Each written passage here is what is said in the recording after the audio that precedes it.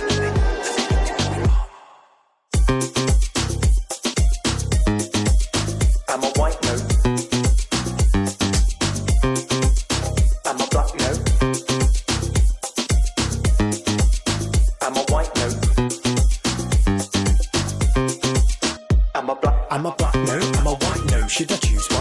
I'm a mixed race man, born in England. Too white to be a black, yet I'm called one. Too black to be a white, yet it's confusing. Black, no, am I white? No. Did I choose this? No, I didn't, but I'm here, so I'll use them. Not belonging to a race is confusing. A mixed race world is the future of the youth. Am I black? No. Am I white? No. Should I choose one?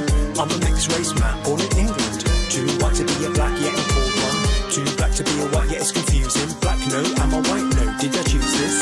No, I didn't, but I'm here, so I'll use them. Not belonging to a race is confusing. A mixed race world is the future. What do you think? Wow, I absolutely love that song, Yvan. It's just amazing and so relatable. Thank you for creating that song. Thank you. It's really nice to have it seen and heard. And all I want is for, you know, everyone who wants to hear it to have that opportunity. So thanks for sharing. Great. That was really awesome, Yvan. I loved it. I was dancing along in the background. And it actually made me think of something that I wrote. I'm not a musician. My talented, although I sometimes don't like to admit it, younger brother is the musical one in the family. But I was wondering if I could share a piece that I wrote sort of in the summer, inspired by everything that was kind of going on. Yeah. It's a rap, but I'll just perform it as a poem because I've not really done it to anyone yet. But I have it here. Glass ceilings standing over my ambitions, illusion shattered, smashed a life of visions. Where's my place in all this? What's my meaning? Time to listen, come now closer, mental cleaning. Ancestry visible in the names I'm given, motivations of identity by which I'm driven. Heart torn apart, pieces of my different features, parts of me fight together like they're different creatures. Stop that word on your lips, biracial angel. While you're flirting with me, I just hear alarm bells. Now I'm caught, trapped by your white boy angle, biracial angel, triracial strangle. I'm looking every day for my reflection. Instead, I'm seeing my people treated like an infection. The virus shows us the strength of the working class, but keep shaking hands, Boris, don't wear a mask. That's the little political part of it. And then it's the refrain again. Glass ceiling standing over my ambitions, illusion shattered, smashed a life of visions. Where's my place in all this? What's my meaning? Time to listen, come now closer, mental cleaning. I stand with my siblings, we take the streets. Big space, white space, now we finally meet. Take the mic, ask questions, hear me roar. Where is our change? Been here before. We're all victims of the same oppressor, but worse comes, more blood when we apply the pressure. White man, rich man, pressure cooking. Turn off the heat when they stop looking. Identity torn in 2, 3, 4, 5. Perspectives of equality to which I strive. Take on power and hope, a stronger feeling. From the inside, smash that glass ceiling. That's it. But yeah, I think it's similar to sort of what Yvan, I guess, what came out of your kind of conflicted identity that just sort of poured out of me one evening. So thanks for letting me share that too. Not to take your glory, because your backing track was awesome as well as the lyrics. Yeah, that was amazing, Chloe. And I thoroughly enjoyed that, and it was quite emotional actually as well. Yeah, I'm really quite touched. Thank you for sharing that. Mystery, what do you make of Yvan's song and Chloe's poem? Just, it's so important to speak about these things, express these things in different forms, in different mediums. I think that's what's brilliant. You know, I'm a performer myself. I think that it's a great vehicle, poetry, music, to reach people, to access people, to speak about very strong feelings, strong passions, and to also kind of shape it and give it form into something which people can just love and enjoy and appreciate. So it's great. I think it's there, you know, bring it on more. We should have an evening of it, really, curate an evening of it, because yeah, it's Yeah, that's the business I'm in, really, is in performance, and I think that it's a way to communicate to people, and it's very direct, and you can reach people. You know, where of course there's also writing and speaking and articles and stuff like that, but I think that performance really can talk straight to people, and I think both of you did that beautifully. So, thank you for it. Thank you. Yeah, totally agree. All right, we've got some questions, and I think, Mystery, this one's for you, as you mentioned it. What does it mean to decolonize the curriculum? Oh yeah, okay, thanks. That's a good one. Sorry to use if it feels too jargony. Okay, so on a simple level, you can talk about that in terms of opening up what is taught, the subject matter, to representing diverse histories and practices of people. So instead of it just being canons of white male writers, artists, historians, scientists, from time immemorial, people tell the stories and histories of all the other people that existed doing things, including Black people, Asian people, women, in that as well. So on a simple level, that's often what is thought of, you know, and is really important. What are we teaching children and young adults and adults? So it's changing the content to reflect a much more real histories of disciplines, of subjects. However, it isn't just the content, it's also who's delivering that material. You know, I can't talk about decolonizing a curriculum without decolonizing a university, and as Yvonne said, decolonizing the society. Okay, so you know it has to go hand in hand with decolonizing, i.e., opening up who are the people talking about these things, who's doing the talking and who's doing the listening. Look around, you know, who are in positions of leadership in the university. I asked this in a presentation that I did to the training at Falmouth last year.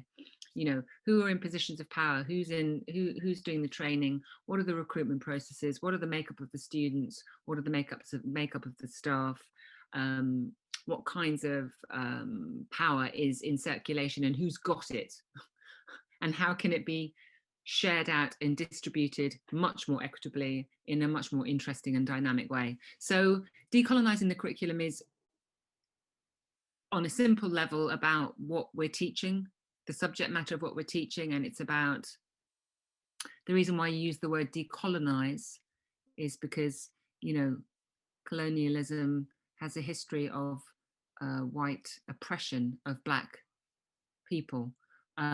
So the idea is that you stop, you decolonize, you start taking away that history and that erasure of people's lives by starting to represent them in your teaching materials. So of course it links to those histories of colonialism. So that's it, really. That's a stab at it anyway. Yeah, that was super insightful, and it's given me a clearer perspective as well.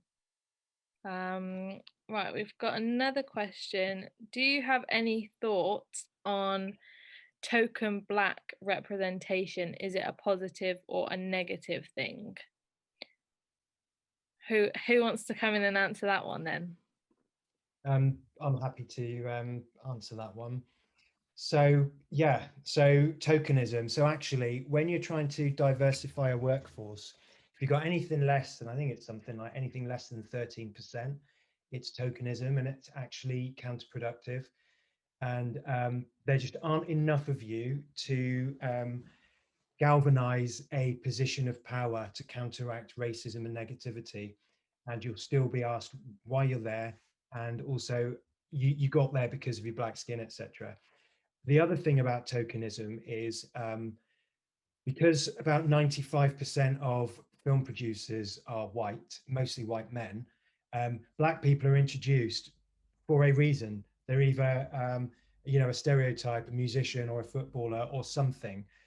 And I really, really just want to see people, Black people who are people that happen to be Black. And the Aldi advert caused so much outrage because the black family just happened to be a black family looking forward to Christmas. And that's something that we've never seen before. And that's the real start of fighting against tokenism, just having people who are people that happen to be black. And that is a really, really important thing that we need to do. And we need to just normalize the fact that people are different colors. And it sounds so basic, but actually we're such a long way from there, you know, and it's just something that I think we all need to work towards. But it's that education piece as well. But yeah, I don't like it when there's just the, you know, you'll be watching an American program like, I don't know, American Pie, and there's one black kid and that's it, you know, and they haven't really got a speaking part, and it's horrendous, to be honest. It makes me feel bad. I think, yeah, I agree with Ivan's points there. I think there's also issues in the type of representation. I think the person in the question specifically mentioned advertising, and I think it's very, very common, and this relates to what you were saying about I think it was the Sainsbury's advert over Christmas. What is acceptable, I think, is the mixed race couple, which I think we see a lot of actually in advertising, and it will often be a, you know, if it's a black person, a dark skinned black person, it would be a black man and a white woman, or a lighter skinned woman and a white man. And there's definitely some issues within that. And in terms of representation generally, like Ivan was saying, with the black sort of token black person, I think it's really important to address the to I guess appropriate a line from my my poem, The Glass Ceiling, of that black people and people of colour face in the industry in the UK. I just follow one comedian, her name's London Hughes. She's brilliant, very, very funny black woman. And she literally reached her limit in the UK, and her sort of, I guess, tokenism couldn't get her any further. And she has had to move to the United States to be able to pursue her career. She won the sort of the comedy prize at the Edinburgh Fringe Festival, which is obviously sort of the highest level of achievement in comedy in the UK, and still she couldn't get her own show. And I think that is a reflection of what tokenism is, because if it's sort of a black side character, okay, they can go in there, but if it's a black protagonist or a black writer sort of centering themselves in the media and being able to tell the story that they want to tell, that it's not a black person who's a criminal or an immigrant or, you know, involved in like gang violence or something, and it's just a black woman wanting to tell her truth about her life and make people laugh, she's going to be restricted there. And I think one more point about representation whilst I'm on it, I think it's really interesting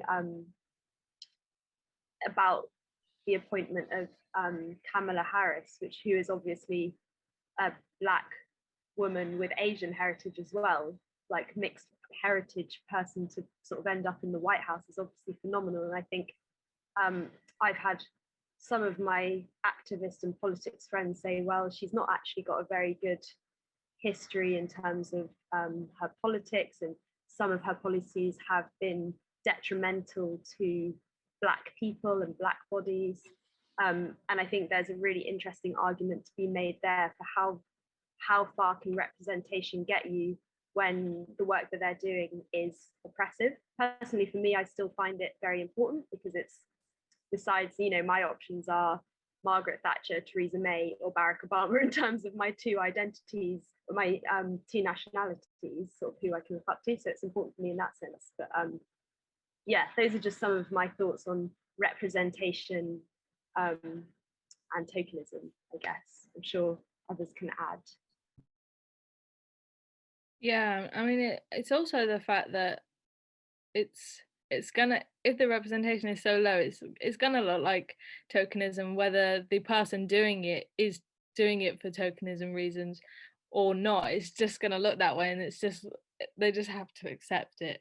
But I mean, like you were saying about the how black people are normally perceived in films and media as the criminals and stuff, I mean, that is actually the start of the root, really, of this that's where stereotypes come from of how Black people are perceived, and then that's where unconscious bias comes in of, oh, if I see a Black person, he's gonna be a criminal, he's gonna like mug me or something. And then it's going into that racism route of thinking that all Black people are these horrible people who are gonna cause harm. And it's that whole long timeline of starting just as with Black people as the bad guys in films and media and etc. It's like, it's actually so much deeper than what people think, than just hiring a Black man for the purpose of the criminal. So I totally agree with Ivan in hiring people not because of the color of their skin, but just as they happen to be Black at the end of the day. So yeah, we've got another question, which is, to what extent do you feel mixed race people have become the acceptable face of Blackness, and how do you feel about it? Who wants to take that one on? So I'll start very quickly. So I don't mind speaking on that. Really interesting, because it's almost like the darker skin you have, the more of a racial burden you carry, and the lighter your skin, the less so. So that's kind of, it's like this continuum of white all the way through to very Black. And it seems that the further you are on the Black spectrum, the harder time you'll have. And I'm finding that in some of the work that I'm doing. So is it an acceptable face? More palatable, maybe. Been to Trinidad, and if you're a woman in Trinidad and you're a beautiful woman, you will be told that you're really good looking for a dark-skinned girl, because the aim is over there to marry white. The lighter skin you can get as a partner, the better, and you've achieved something there. So it seems to be that the weird thing about being mixed race is you're half Black and half white. For me, I'm half Black and half white. I haven't got white privilege, and I'm never allowed to be white. I have to be mixed or Black. But actually, mixed people, the bit I said about having a foot in each camp, that's how I feel, and being in the position to relate to white people, I suppose, about the issue of race. It may be more palatable to see someone less dark. It's less shocking. My mum's was a Black midwife, and we used to go to people's houses, and the children used to just stare at her and like touch her skin, because look how Black she is, you know. And I didn't get that. So I think that, yeah, you're right. That mixed thing is, I think it's more palatable, it's more saleable and more relatable. But that's just my view. Yeah, definitely. Do you have anything to add on that?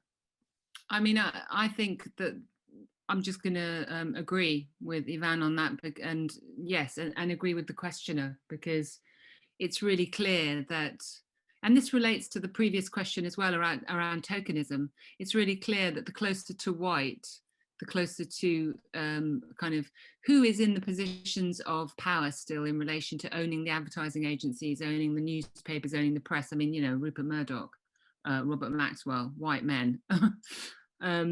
So they still own, there are still people in positions of power, the dominant, and the closer to white you are, which is mixed race, that is the acceptable face of change. So that's absolutely right. I personally find it really irritating, the amount of token Black faces in newspapers and magazines at the moment.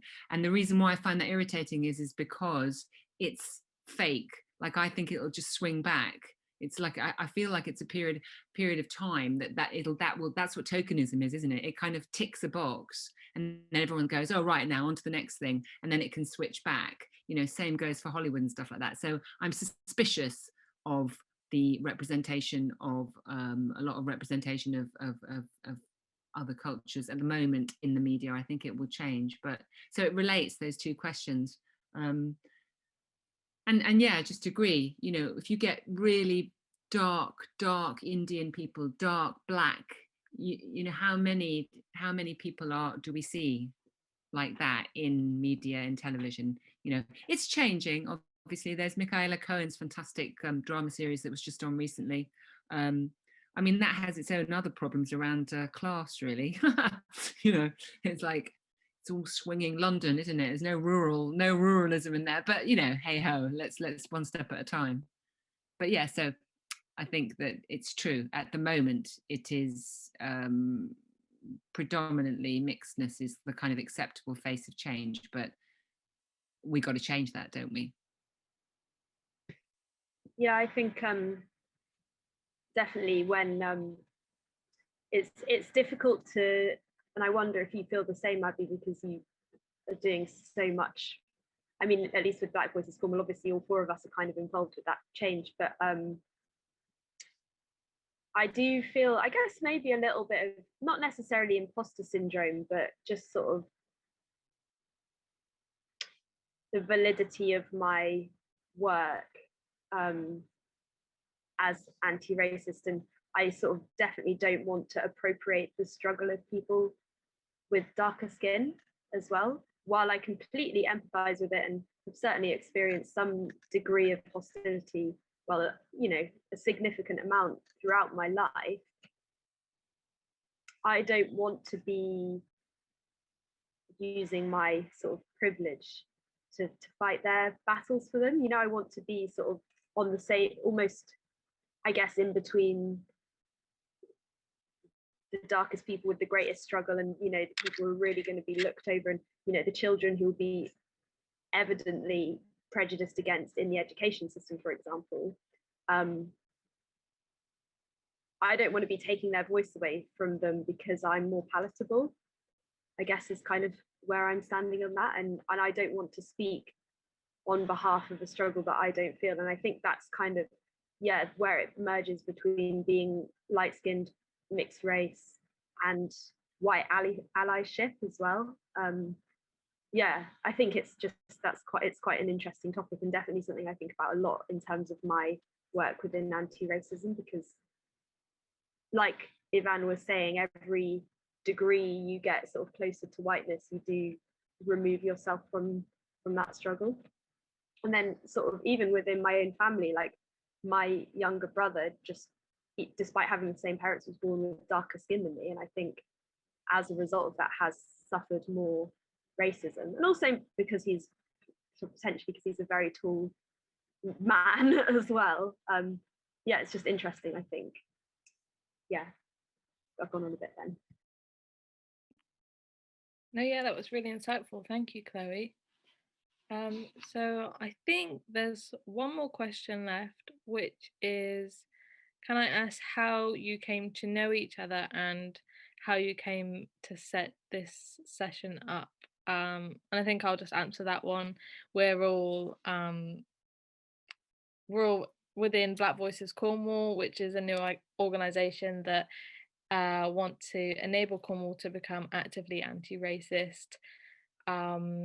So yeah, we're all linked together through Black Voices Cornwall. We've tried to outreach to as many people of colour as we can, because we know people of colour, especially in Cornwall, can feel extremely isolated. So we have wanted to be that boat for people of colour to kind of carry them along this journey and be that safe space for, you know, to relate to people who look like us at the end of the day, and yeah, have the same experiences as us. So yeah, we've set that up that way, and we're very successful and happy that everything's going so well, and Black Voices Cornwall is doing really big things. So I think that is all the questions, and actually that's right on time, because that's right on 9 o'clock. So I just want to thank you all for coming today. Our next talk will be 22nd of May, and you can keep updated on our social media platforms and our website. I want to say a big thank you to Marcus, who has done all the tech behind this and organized it all. And yeah, thank you so much, Marcus. And thank you to our panelists who have been so open and shared with us experiences and opinions and views. So thank you to everybody. And yeah, have a great evening, everyone. Thank you so much for being here. Thank you. It's been a so real much. pleasure. Yeah. Thank you. Thank you for everyone for listening as well. And hi, Mum. I didn't say that before. I'm a black note. I'm a white note. I'm a black note. I'm a white note. Melanin, what's that makes your skin brown? Brown skin got that you're right to frown. Cause if one thing stops you living uptown, it's the colour of your skin. Gotta turn this around.